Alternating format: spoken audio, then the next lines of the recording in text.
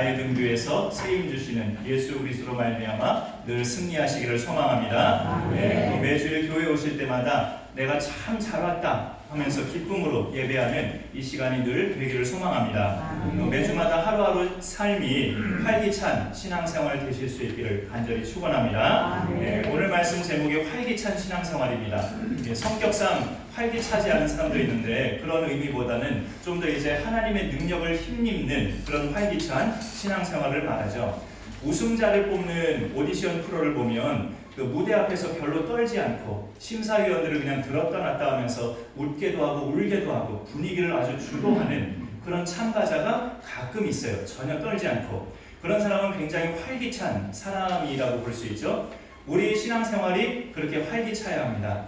그런데 우리의 지금 형편을 보면 활기찰 만한 것이 없을 수도 있어요. 특히 올해는 교회 오시는 것만 해도 활기찬 발걸음보다는 여기까지 올라오시기까지 힘든 발걸음으로 올라오시는 분들도 많이 계십니다. 또 일주일 동안 일하시는 분들은 피곤을 이기고 피곤한 몸을 이끌고 오시는 분들도 많이 계셔요. 올해는 특히 코로나19로 인해서 사람들이 모인 곳마다 활기가 많이 줄어들기도 했어요. 또 교회도 지난주에는 우리 교회는 모처럼 추수감사절을 맞이해서 오랜만에 식사도 하고 교제도 하고 오후 예배도 드렸지만 이런 것들을 제대로 우리가 계속 못하니까 교회도 활기가 많이 사라졌음을 느끼게 됩니다. 그런데 사실 세상 그 어떤 사람들보다 활기차게 살아야 될 사람들이 예수 믿는 사람들이에요. 왜 그럴까요? 생명을 가진 자들이기 때문에 그렇습니다. 2017년 10월 1일에 미국의 라스베가스 한 호텔에서 총기 난사 사건이 나요. 미국은 흔하게 일어나는 사건이기 때문에 대수롭지 않을 수도 있는데 그날 2017년 10월 1일에 그 라스베가스 호텔에서의 총기 난사는 굉장히 규모가 컸습니다. 59명이 목숨을 잃었고 500명 이상이 부상을 입은 큰 총기 난사 사건이었어요. 그때 어느 한 남성이 그 호텔 내에서 공연을 재밌게 보고 있었는데 옆에 서 있는 여성 한 명이 총 맞아 죽는 걸 봤어요. 바로 자기 옆에 서 있던 여성이. 그러면서 이제 벌벌 떨며 아직도 충격이 가시지 않은 상태에서 CNN 뉴스 기자가 이 남성을 인터뷰하는데 이 남자가 의미심장한 말을 해요. 나는 앞으로 평생 나 자신한테 질문을 해야 될 것 같습니다. 도대체 왜 그 여인은 죽었고 나는 살았는가? 내 옆에 있던 여인은 왜 죽었고 나는 살았는가? 평생 나는 이제 이 질문을 하면서 살아야 될 것 같습니다. 그런 고백을 했다는 것입니다. 이 고백이 예수 믿는 사람들이 해야 할 고백이에요. 창세 이래로 지금까지 구원받지 못하고 죽은 사람들도 허다하게 많은데 그 많은 사람들 중에 어떻게 나는 사망에서 생명으로 옮겨져서 이렇게 영생을 얻은 자가 되었을까? 늘 우리가 질문해 봐야 될 내용이라고도 생각합니다. 내가 재수가 좋았나? 아니면 좀 잘생겨서 하나님이 나를 이쁘게 보셨나? 내가 뭘 잘했나? 라고 생각해 보면 아무리 생각해도 내 안에서는 답이 나오지 않아요. 전적으로 하나님의 은혜라고 밖에는 그 정답이 없습니다. 이게 예수 믿는 사람들이 받은 구원의 은총이에요. 그러니 우리 신앙생활은 그것을 생각하면 당연히 활기차야 됩니다. 내성적인 사람도 활기찬 믿음 생활을 누릴 수 있어야 되겠죠. 남들이 갖지 못한 생명, 영생을 가졌으니까 사망의 자리에 다 똑같이 던져져야 될 우리였는데 우리는 그 가운데서 건짐받고 생명의 길로 들어왔기 때문에 예수 생명을 가진 사람들은 이 땅에서 사는 모습이 어때야 할까요? 바람 빠진 풍선처럼 그렇게 축 처져 있는 모습이 우리의 모습이라면 누가 우리를 보고 구원받은 사람이라고 느낄 수 있을까요? 축구 경기에서 내가 속한 팀이 1대0으로 지고 있는데 종료를 눈앞에 두고 종료 직전에 연달아 우리 팀이 2골을 넣어서 2대1로 역전승을 거뒀다 하면 그런 일이 가끔은 생기잖아요. 그런 기적 같은 일이. 종료 3분 전에, 종료 5분 전에 연달아 2골을 넣어서 2대1로 역전하는 그런 기적 같은 일이 생길 수 있잖아요. 그때의 이긴 팀의 기쁨은 어느 정도일까요? 우리의 믿음 생활의 활기가 그래야 됩니다. 그 18년 전에 2002년 월드컵이 그럴 때 생각나죠. 우리나라와 이탈리아전이 그렇게 1대0으로 지고 있어서 후반전 끝자락까지 회색이 짙어지고 있는데 기적같은 동점골이 나왔고 연장전까지 가서 골든골로 2대1로 역전승을 거둔 그날의 그 역사는 잊을 수가 없어요. 그 밤 시간에 모두가 밖에 나와서 자축하면서 기쁨을 누렸던 그 시간을 기억합니다. 구원받은 하나님의 백성의 삶이 그와 같이 기쁘고 활기차야 돼요. 오늘 에베소서 말씀 3장의 내용이 우리가 그렇게 신앙생활을 활기차게 할 수 있는 비결을 알려주는 근원적인 말씀입니다. 14절로 15절을 먼저 보면, 이러므로 내가 하늘과 땅에 있는 각 족속에게 이름을 주신 아버지 앞에 무릎을 꿇고 비노니라고 말씀되고 있죠. 14절의 시작이 이러므로인데 뭐가 어떠므로라는 뜻일까요? 그 앞의 내용을 봐야 되는데 스크린은 없으니까 성경의 6절을 보시면, 이는 이방인들이 복음으로 말미암아 그리스도 예수 안에서 함께 상속자가 되고 함께 지체가 되고 함께 약속에 참여하는 자가 되었다라고 말하고 있습니다.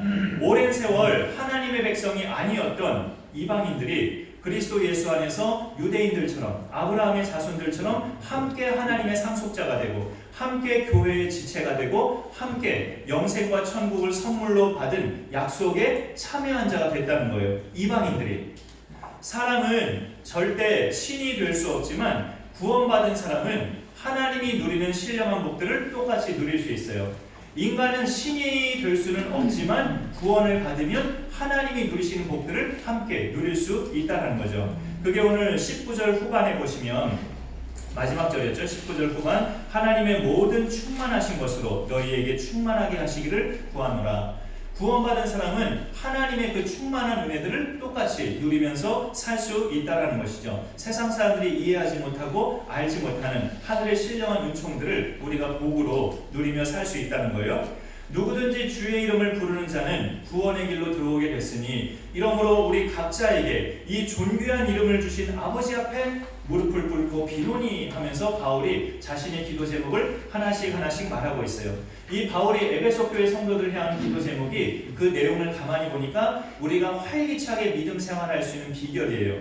그 첫 번째가 너희의 속사람을 성령의 능력으로 강건하게 하시오며 라고 내가 기도한다 라고 말합니다. 그 16절에 보면 그의 영광의 풍성함을 따라 그의 성령으로 말미암아 너희 속사람을 능력으로 강건하게 하시오며, 속사람이 강건해지면 믿음 생활이 활기차집니다. 속사람이 강건해지면. 사실 그 예수 믿는 사람도 한숨 쉴 때가 많고 낙심할 때도 많죠. 좌절할 때도 있고. 그런 순간들을 우리가 이겨나가려면 우리 속사람이 강해야 돼요. 속사람이 강하면 이겨낼 수 있습니다. 속사람이 뭐야? 라고 이렇게 의미를 물으신다면 한 참고가 되는 말씀이 있어요. 속사람의 의미를 한번 참고 말씀으로 보겠습니다. 고린도후서 말씀인데 한번 읽어보실까요? 시작.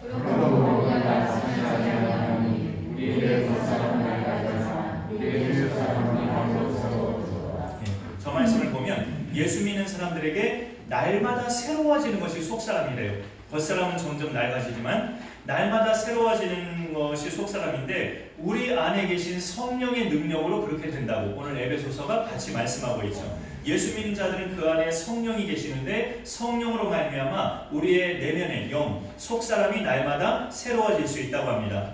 반면에 겉사람은 낡아진다라고 저기 표현하고 있죠. 그러면 겉사람은 점점 낡아진다는 말을 볼 때 겉사람은 일단 1차적으로 우리의 몸, 육신을 가리키죠. 우리 육신은 세월이 갈수록 늙어지잖아요. 그 다음에 육신과 더불어서 또 뭐가 겉사람이냐면 이 육신의 몸만을 위해서 살던 나의 옛사람, 나의 옛사람이 또 겉사람이에요. 그러니까 예수 믿기 전에 내 모습, 그게 이제 또 동시에 겉사람이죠. 그거는 이제 공통점은 둘 다 낡아진다는 거죠. 우리 몸뚱이도 세월이 갈수록 늙어지니까 낡아지는 거 맞죠? 그 다음에 겉사람도 예수 믿기 전에 나의 옛사람이라고 지금 말씀드렸죠. 옛사람도 내가 예수 믿고 나면 점점 옛사람의 습관을 우리가 버리게 되니까 그 옛사람은 낡아지는 거 맞아요.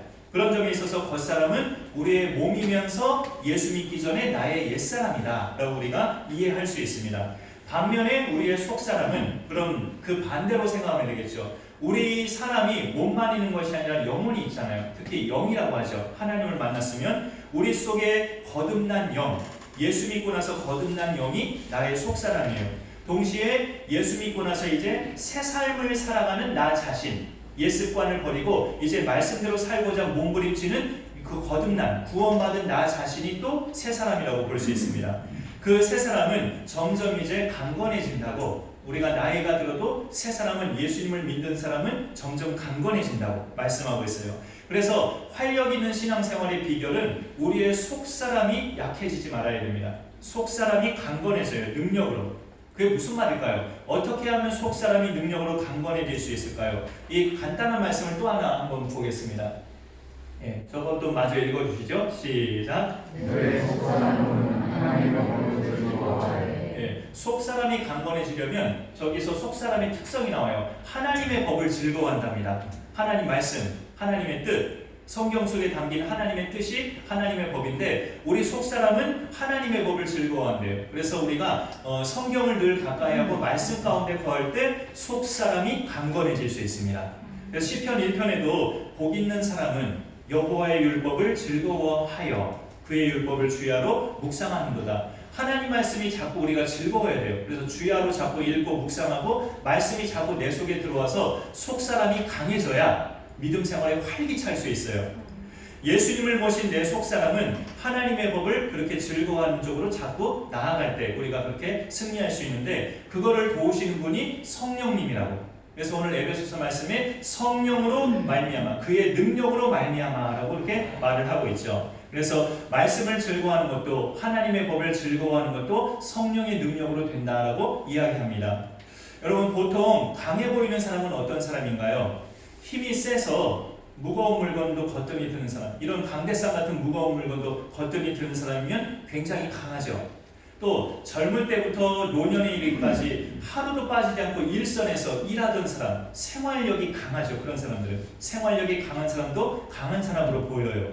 그 다음에 카리스마가 있는 사람, 말 한마디 하는데 다른 사람들이 다 갑자기 조용해지고 그 사람의 말 한마디 한마디에 다들 귀 기울여 듣게 되고 분위기를 막 압도하는 그런 카리스마 있는 사람도 굉장히 강해 보여요. 그런데 그에 비해서 체구도 작고 힘도 없어 보이고 몸도 자주 아프고 이런 사람은 약해 보이죠. 그런데 약해 보이는 사람이 어느 순간에 강해 보이는 사람보다 훨씬 더 강할 때가 있어요. 약해 보이던 사람이. 그게 비결은 그 사람의 속사람이 강건하다는 뜻이에요. 속사람이 강건한 사람은 결정적인 순간에 그 강함을 보입니다. 일반 세상에서 이런 말이 있잖아요. 여자는 약하지만 어미는 강하다.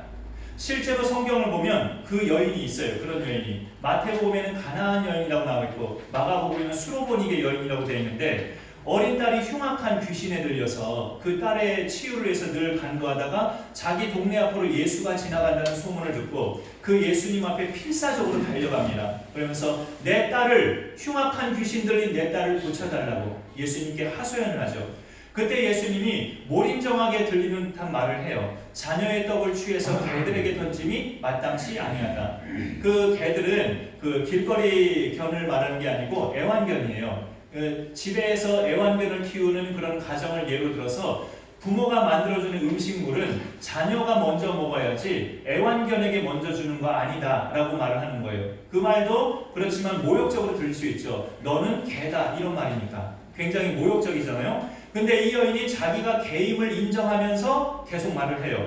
주여 올소이다마는 개들도 제 주인의 상에서 떨어지는 부스러기를 먹나이다 하면서 말을 해요.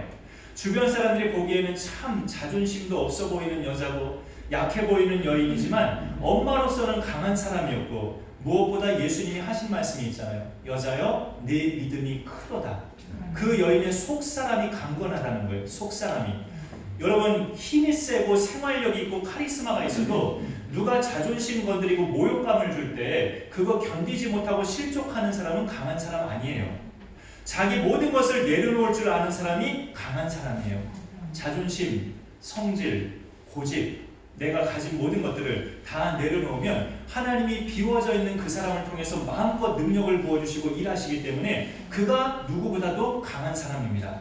속사람이 강건한 사람이죠.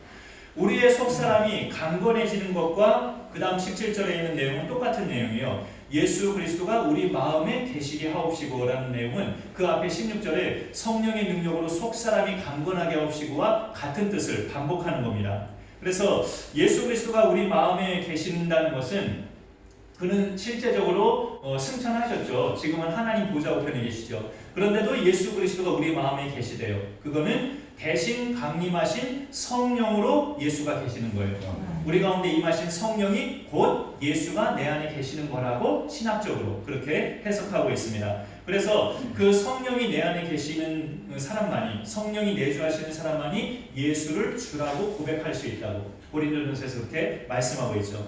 그래서 성령으로 속사람이 강건해진다는 말과 믿음으로 그리스도가 그 마음에 계신다는 말은 같은 의미예요. 예수님을 내 마음에 모시는 방법이 믿는 거죠. 믿음. 죄인인 나를 대신해서 십자가에 피 흘려 죽으시고 죄 없는 하나님의 아들이 그렇게 죽으셨다가 죽은 자 가운데서 다시 살아나신 그분을 나의 구세주로 믿는 것. 이게 믿음이죠. 이 믿음이 있으면 그리스도가 내 안에 계셔요. 그 성도가 되고 그리스도가 내 안에 계신다고요. 근데 바울은 에베소 교회 성도들을 위해 기도하는데 불신자들이 아니라 성도들을 위해서 기도한다고 하면서 그리스도가 너희 마음에 계시게 하옵시고 이렇게 기도한대요. 이미 성도라면 예수가 그 마음에 계시는 사람들인데 왜 또 너희 마음에 그리스도가 계시기를 나는 기도한다라고 했을까요? 이미 계시는데 너희 마음에 계시게라는 이 말은 원어상으로 보면 머물러 계시게라는 뜻이에요. 계속 머물러 계시는 것, 들락날락 하시는 게 아니고 그런 기도가 사실 우리에게도 필요하죠. 실제로 예수님은 내 마음에 들락날락하지 않으셔요. 그런데 내가 그래요. 내가 예수님을 내쫓았다가 모셨다가 내쫓았다가 모셨다가 우리가 그러잖아요. 예수님은 들락날락 안 하시는데 예수님을 구주로 믿는다면서 어느 날은 예수님을 잘 모시는데 어느 날은 예수님을 잠깐 모른 척하고 내가 그럴 수 있기 때문에 너희 안에 그리스도가 머물러 계시게 하옵시고라고 나는 기도한다 라고 에베소 교회 성도들에서 기도할 때 바울이 그런 고백을 하는 거예요. 우리가 예배드리는 이 시간 같은 경우는 예수님을 내 마음에 잘 모실 수 있죠. 하나님께 집중하는 시간이니까. 그런데 내가 누구한테 좀 거짓말을 해야 될 상황이거나 거짓된 행동을 어쩔 수 없이 해야 될 때, 또는 남편이나 아내하고 대판 싸울 준비를 하고 있을 때, 그때는 예수님이 내 안에 계시다는 게 불편하잖아요. 잠깐 좀 나가 계시죠 하면서 대판 싸우고 나서 또다시 예수님을 모시죠. 예수님은 결코 들락날락하지 않으셔요. 내 마음속에서. 그런데 내가 그럴 때가 많단 말이에요. 그러니 사도 바울은 에베소 교회 성도들에서 기도할 때 믿음으로 그리스도가 너희 마음에 머물러 계시게 하옵시고라고 나는 기도한다라고 말을 하는 거죠. 그리스도가 늘 머물러 계시는 사람이 활기찬 신앙생활을 할 수 있어요. 생명력 있는 신앙생활, 주저앉지 않는 신앙생활, 이기는 신앙생활을 할 수 있다는 거죠. 예수님이 들락날락하지 않고 늘 마음 가운데 머물러 있는 사람이 힘 있는 승리하는 믿음 생활을 해나갈 수 있습니다. 그래서 신앙생활을 활기차게 하려면 기본적으로 우리 속사람이 강건해져야 되는데 그거는 성령의 능력으로 그렇게 된다. 그것은 동시에 예수 그리스도가 내 마음에 머물러 계신다는 뜻이다 라고 우리에게 알려주고 있는 겁니다. 그걸 우리가 믿어야 되는데 그 사실을 우리가 믿어야 되는데 이 믿음도 성령이 지켜주시는 거죠. 그래서 성령은 아까 말씀드린 것처럼 우리로 하여금 하나님의 법, 말씀을 즐거워하게 만들어요. 그 말씀을 즐거워하게 만들고 말씀대로 살고자 돕는 분이 성령님이시기 때문에 우리가 말씀을 즐거워하고 말씀을 힘입으면 활기찬 믿음 생활을 해나갈 수 있죠. 하나님 말씀 자체가 활력이 있다고 히브리서에서 말씀하고 있죠. 하나님의 말씀은 살아있고 활력이 있어 좌우의 날선 어떤 검보다도 예리하여 그 말씀이 있잖아요. 말씀 자체가 활력이 있다고 말하기 때문에 말씀을 즐거워하면 우리 신앙생활도 자연히 활력이 있게 됩니다.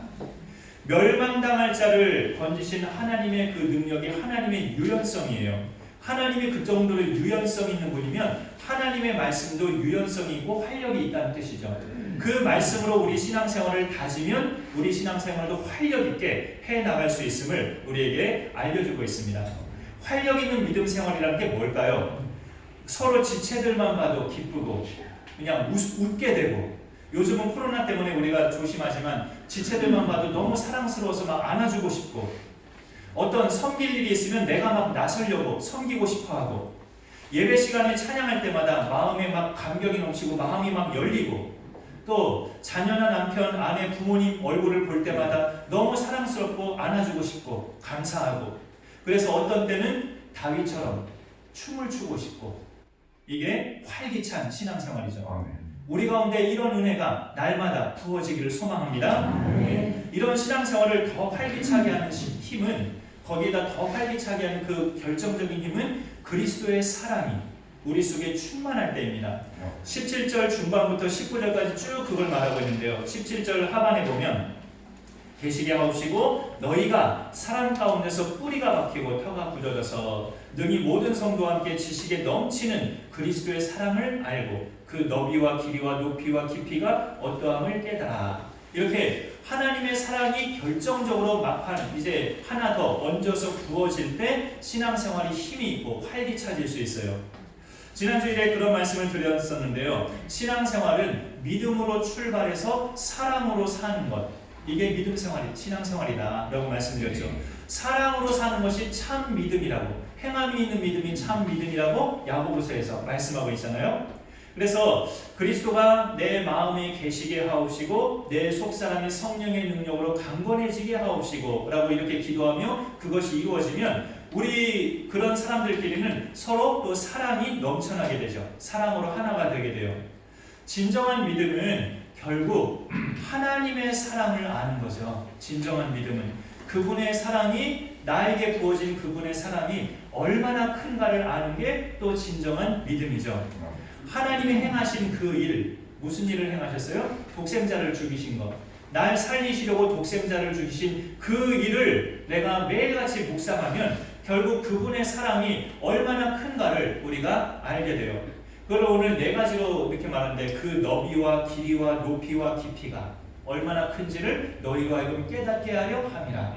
내가 늘 너희를 위해서 그렇게 기도하고 있다고 바울이 고백하는 거예요.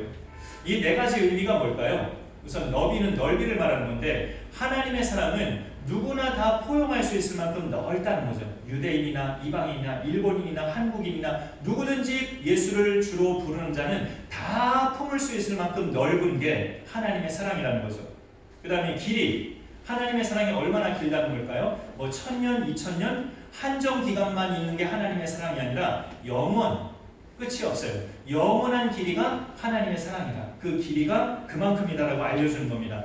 그 다음에 높이는 우리가 어버이 노래에도 높고 높은 하늘이라 말들 하지만 어버이 은혜는 그보다 더 높다라고 말하는 것처럼 하나님의 은혜는 그보다 훨씬 더 높죠.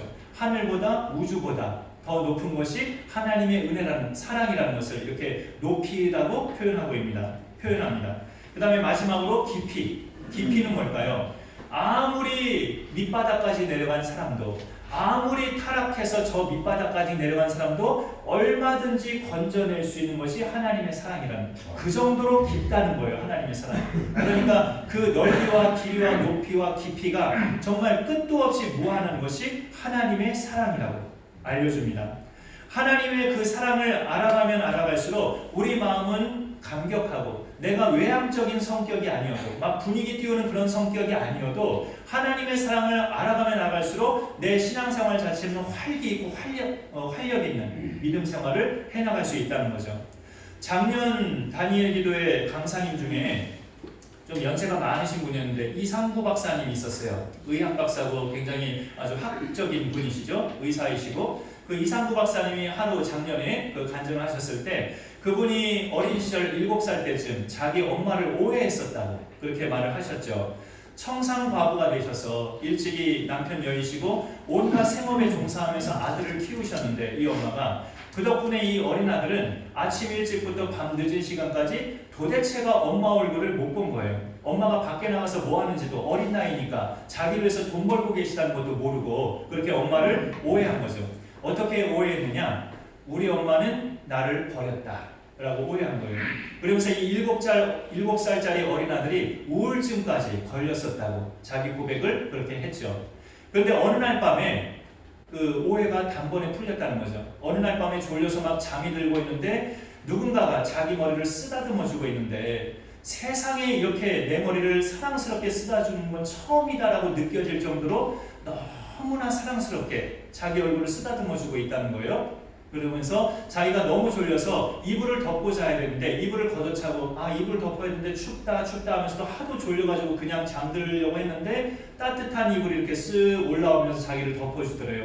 누가 나를 이불 덮어주지? 내가 꿈을 꾸고 있나? 그렇게 생각될 정도로 느껴졌는데 따뜻한 이불이 쓱 올라오면서 세상 정말 사랑이 충만한 사람처럼 머리를 쓰다듬어주고 그 다음에 얼굴을 또 그렇게 쓰다듬어주고 하면서 조금 있다가 흐느끼는 소리가 났다는 거죠. 흐느끼는 소리가, 우는 소리가.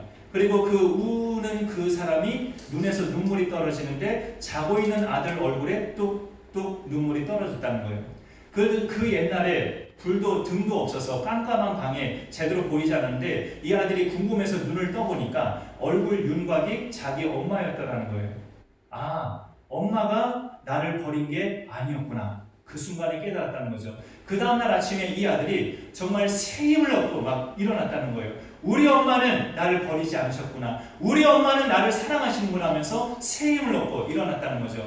그날도 여전히 엄마는 아침 일찍 나갔어요. 얼굴 볼 수 없어요. 같이 밥도 못 먹어요. 그런데도 그 전날 밤에 엄마가 나를 사랑하신다는 걸 이 아들이 확신하고 나서 똑같은 환경이지만 바뀌지도 않은 환경이지만 아침에 일어날 때 새 힘을 얻었었다고 이상구 박사님이 7살 시절에 그 이야기를 하셨죠. 우울증이 단번에 사라졌다고. 사랑을 확인하니까 그렇게 쉽게 단순간에 고쳐지는 거예요. 우리가 하나님의 사랑을 알면 알수록 그렇게 우리 믿음 생활은 활기차고 새 힘을 얻을 수 있다는 것입니다. 하루하루 신앙생활이 기쁘고 즐겁고 몸은 점점 늙어가지만 약해져가지만 그런 중에도 순간순간 새 힘이 솟아나고 이 하루가 참 감사합니다 하면서 아침마다 감사가 나오게 되고 그런 삶은 어떤 상태로 이제 나아가냐면 하나님의 모든 충만하신 것으로 충만하게 돼요. 아까 잠깐 봤는데 19절 후반절 하나님의 모든 충만하신 것으로 너희에게 충만하게 하시기를 구하노라. 그렇게 활기 있는 하나님의 사랑을 깨닫고 알게 되고 그렇게 그 사랑을 내가 확신해서 활기찬 신앙생활을 해나가면 하나님의 그 충만하심이 나한테도 똑같이 그 충만함이 이루어진다는 거죠. 아까 말씀드렸잖아요. 사람은 절대 신이 될 수 없지만 예수 믿고 나면 하나님이 누리시는 모든 것을 나도 누릴 수 있다고. 그 하나님의 모든 충만함이 나도 충만해지는 거죠. 그러면 우리 믿음 생활은 더 활기차게 되죠. 그런 은혜의 선순환이 우리 가운데 지속될 수 있기를 간절히 축원합니다. 우리가 그렇게 그 충만한 데까지 나아가는 것은 여러 방면 다예요. 누리는 것에 있어서도 하나님처럼 모든 것을 누린다는 뜻이고 능력 면에서도 하나님처럼 모든 것을 할 수 있다는 뜻이에요. 유연성 있는 하나님이 모든 것을 할 수 있는 것처럼 나도 유연성 있는 신앙생활로 모든 것을 할 수 있다는 뜻이고 그 다음에 내 인격이나 믿음도 예수님의 장성한 분량까지 성장한다는 뜻이죠. 휴대폰이나 면도기, 청소기에 배터리가 100% 충전되면 마음 편하게 사용할 수 있죠. 100% 충전된 휴대폰이나 그 면도기 또 청소기는 그 돌아가는 소리가 굉장히 힘 있잖아요. 그렇게 힘 있게 우리 신앙생활이 하나님의 사랑으로 충전되면 그렇게 넘쳐날 수 있다는 거죠.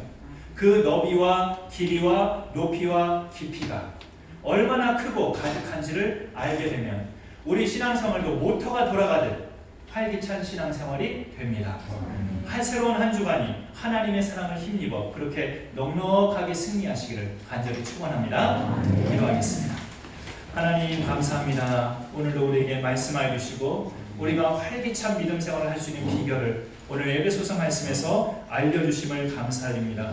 우리 속사람을 성령의 능력으로 강건하게 하며 믿음으로 그리스도가 우리 마음에 늘 계시게 하고 또 우리 가운데 부어진 그리스도의 사랑이 하나님의 사랑이 얼마나 큰지를 날마다 말씀을 통해 알아가면 우리는 정말 새 힘을 얻고 늘 활기찬 믿음 생활을 해나갈 수 있음을 오늘 말씀을 통해 우리가 알게 됩니다. 하나님 아버지 이 말씀을 기억하고 이 말씀을 좇아 새로운 한 주간이 우리의 활기찬 믿음 생활이 되게 하여 주옵소서. 힘들고 어려운 중에도 아픈 중에도 다시금 딛고 일어서고 승리하는 믿음 생활이 되게 하여 주옵소서. 예수님의 이름으로 기도 올려옵나이다. 아멘.